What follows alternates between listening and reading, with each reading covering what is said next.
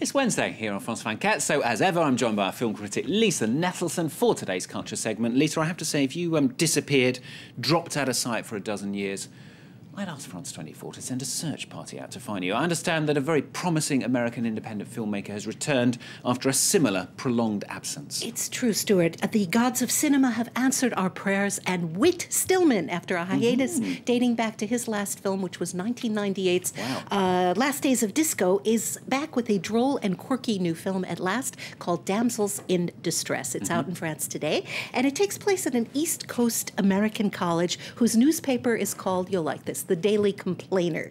Greta Gerwig stars as Violet, who, with her roommates, runs the campus suicide prevention center, where the coffee and donuts are complimentary, but only if you really, really are sincere about ending it all. The group of women are do-gooders, and they're intent on improving the lives of the fraternity men on campus. This they do with a brand of, I'd say good-natured condescension, as amusing as it is peculiar. So Stillman, whose first film, 1990's Metropolitan, earned him an Oscar nomination for Best Screenplay, has always had a field day with slightly formal language and quirky pronouncements delivered with deadpan authority. I doubt there's another screenwriter out there who would offer the beliefs of the French 12th century religious movement, the Cathars, as a way to get contemporary women to put out. Oh, I don't know. 800-year-old pickup lines can be pretty effective, can't they?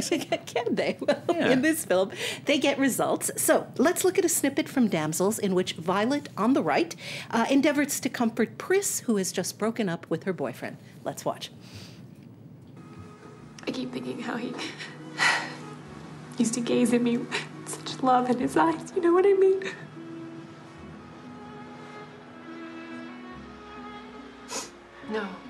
No, I've never actually seen that. Yes. Just days ago, he'd gaze at me. His eyes, so blue. He had blue eyes. So does Frank. Frank's the guy that I go out with. Otherwise, he's not conventionally good-looking, which I actually prefer. Would you describe Josh as handsome? That's a problem. Could I join you guys? Yes, please. Chris and I were just talking. In my view, handsome men are to be avoided. I don't even consider good looks to be flattering in a man. Do you know what I mean? No. Cookie-cutter, good-looking guys with their chiseled features, running around, full of themselves, getting everything they want, never suffering or experiencing We any. suffered? We're not under discussion. That's irrelevant. It's besides the point. Emotional stuff, isn't it? Apparently, Stillman, who's a Harvard graduate, he lived for many years here in Paris, where he worked on the screenplay to Damsels in Distress. That's right. And if you've always imagined that the life of an American writer in Paris must be full of exotic locales and sensory delights, well, I got a chance to ask Stillman about his writing routine. Let's watch. The original group that kind of sparked the idea was a group of girls at Harvard after my time called the Shalimar Six. Shalimar's a Guerlain perfume.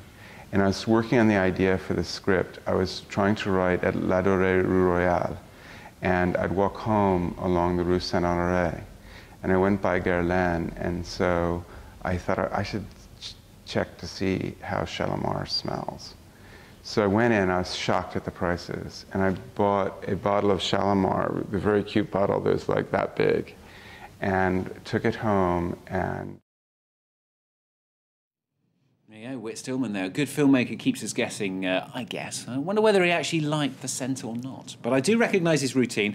When I have a news item to prepare, I too pop over to the Rue Royale for a pricey macaroon. Doesn't everyone? It's the new tyranny of pricey macaroons, I find. Actually, Stillman's patrician veneer conceals an iconoclastic artist with a sweet, utterly unpretentious sense of humor. Now, as irony would have it, in the film, Violet experiences a romantic shock of her own. And asked whether she's depressed, she says, I prefer to say that I'm in a tailspin. So I asked Stillman to elaborate on what a tailspin might entail. Let's watch. The thing is, one of the problems with modern day depression is that it has a depressive language, and that just makes people more depressed. And I think when there's a certain kind of discouragement, that it's better to describe as a tailspin, because a tailspin implies an action that one can get out of. So it really is happening, and it's serious, and it could have grave consequences. But in movies and in life, we see people taking control of the steering wheel, pulling it up, and coming out of the tailspin. And so I think that's a more helpful thing than just saying people are depressed. So there you go. After a 13-year hiatus, Stillman is back. Was it worth the wait, Lisa? Well, Damsels in Distress is a silly, enjoyable romp in which formal language and good manners are prized over plot. But good manners are not to be scoffed at. I asked Stillman for his advice on bringing greater civility into daily life. Let's watch. The essence of good manners is always the golden rule. And so the golden rule, as your guide, you would do, well. But I do think, I would like people to speak better. That would be nice. Another thing is no problem. So I remember I had an uncle, when No Problem first started, he would go on and on about how horrible it was. And it is true, you're welcome instead of no problem.